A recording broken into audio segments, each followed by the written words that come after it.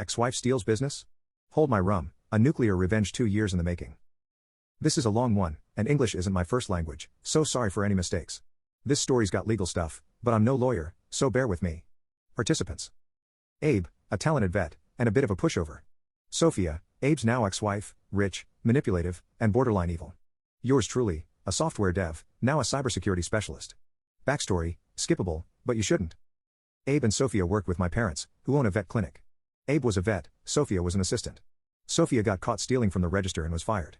She manipulated Abe into quitting too, about 6 months later. They started their own clinic, smaller, with Abe as the only vet.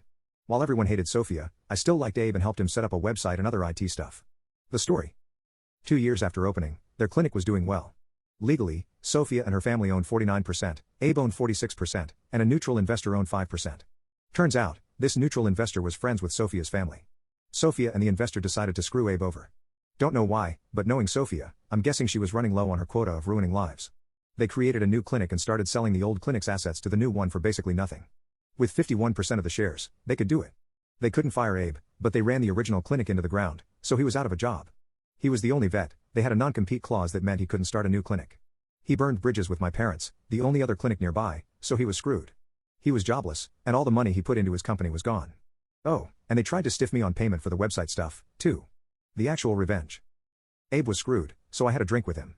We were wondering who the new vet would be. Sophia sure as hell wasn't qualified. I was pissed, so I decided to see if they removed my access to the IT stuff when we had that whole payment fight. They hadn't. And they hadn't changed the company email password either. So, we snooped. Technically, barely legal, since Abe was still part of the company for a couple of weeks. We found 3 applicants and rejected them all. Good luck finding another vet in this small world. The nuclear part. 2 years later, Abe was in the middle of a long court battle. I was cleaning up my work laptop when I noticed they still hadn't removed my access. I knew their new clinic was still going, but they had trouble keeping vets. Then, I saw in their database that the vet for weeks was written as Sophia. Turns out, she was pretending to be a vet and even forging prescriptions. Now, me having this info is legally dicey, sharing it with Abe would be worse. But I was studying cybersecurity, to be an ethical hacker. Turns out, dumbass me from 2 years ago, accidentally left in a vulnerability that a smart attacker could use to read data from the internal database. Basically, you could inject input that would cause the database to send a request to any server out there, including one owned by